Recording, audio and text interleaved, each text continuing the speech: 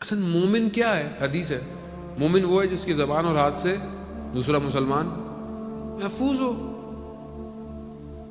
روزہ زبان کو کنٹرول کرنا سکھا رہا ہے۔ خاموش رہو، ایسی بات نہیں کرو کہ جو فائدے مند نہ ہو۔ اب آپ بولے میں نے تو کھایا پیا نہیں باقی کچھ بھی کیا، روزہ ٹوٹ گیا۔ روزہ صرف وہ حدیث آپ نے نہیں سنی، رسول خدا کے پاس کچھ خواتین آئیں، کہا کہ یا رسول اللہ ہم روزے سے ہیں، کہا افطار کر لو، روزے سے نہیں ہو۔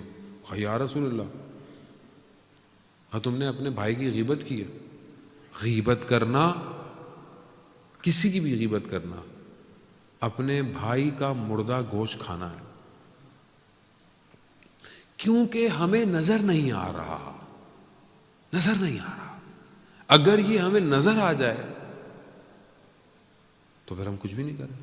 ابھی آپ کے یہاں مجھے نہیں پتا کیمرے لگے ہوئے نہیں لگے ہوئے، ابھی جن ملکوں میں کیمرے بہت زبردست لگے ہوتے ہیں نا، آپ دبئی چلے جائیں، مڈل ایسٹ چلے جائیں، اتنا ہی کیمرے ہیں کہ آدمی گاڑی نکالتے ہوئے ڈرتا ہے۔ ریڈار لگا ہوا ہے، سیٹ بیلٹ نہیں پائے، ہر چیز کا۔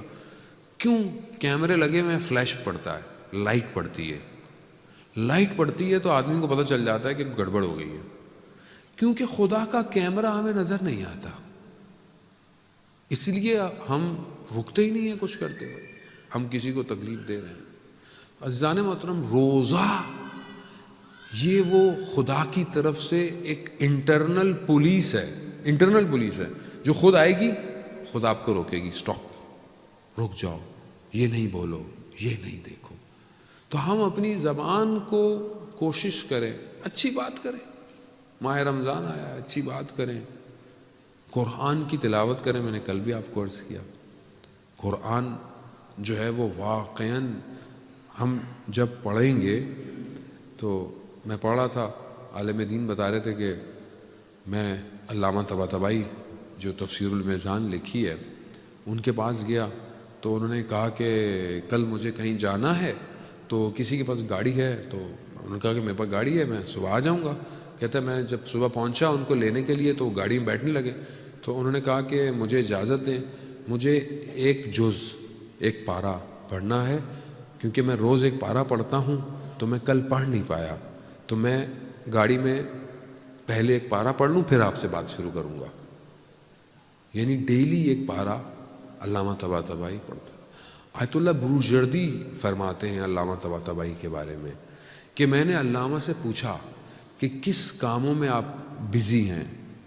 کہا والدہ خواب میں آئی تھی اور انہوں نے کہا کہ قرآن، وہاں جو دوسری دنیا ہے وہاں بازار لگا ہوا ہے اور وہاں قرآن کی بڑی قیمت ہے، تو وہاں جو بازار ہے وہی چیز لے کے جانی ہے۔ تو کہا میں قرآن پڑھ رہا ہوں۔ یہی وجہ آپ جو تفسیر المیزان اگر آپ کے نظروں سے گزری ہو، تفسیر المیزان میں کیا ہے؟ ایک آیت کی تفسیر دوسری آیت کی تفسیر کے ساتھ ہے، یعنی ایک آیت کے ساتھ دوسری آیتیں کنیکٹڈ ہیں۔ کیوں کنیکٹڈ ہے؟ کیونکہ علامہ طباطبائی اتنا قرآن میں انسیت رکھتے تھے کہ آیت کا جواب آیت سے دیتے تھے۔ قرآن ایسی ہے، قرآن بار بار ہمیں کہہ بھی یہی رہا ہے کہ دیکھو پڑھو، عمل کرو۔ ایک استاد ہمارے ڈاکٹر رفیع بتاتے ہیں کہ جیپنیز مسلمان ہوا اور اس کا جو دوست تھا وہ انجینئر، وہ مسلمان تھا، تو اس کی وجہ سے وہ مسلمان ہو گیا۔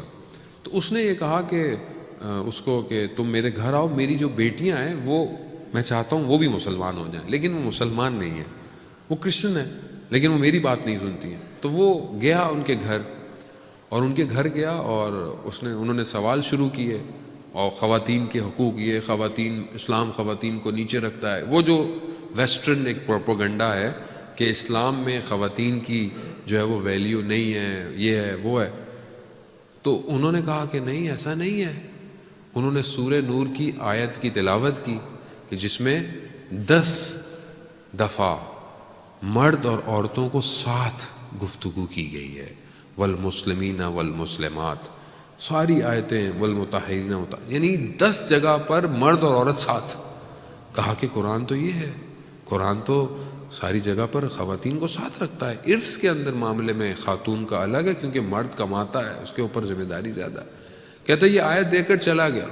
کہتا پھر میں کچھ ہفتے کے بعد گیا تو دیکھا دونوں لڑکیاں مسلمان ہو چکی تھیں، صرف ایک آیت پر تدبر کرنے سے. صرف ایک آیت. ہم کتنی آیتوں پہ تدبر کرتے ہیں. میں آج پڑھ رہا تھا عزیزان محترم، واقعاً قرآن ایسا ہے کہ لگتا ہے کہ پہلی دفعہ پڑھا ہے. نہیں، واقعاً ایسا ہے. یعنی مجھے خود کو احساس ہوا کہ یہ آیت میں پہلے پڑھا، میں نے کبھی اس پر اتنا غور نہیں کیا. پروردگار جو ہے وہ کتنا جو ہے وہ انسان کو چاہ رہا ہے. سورہ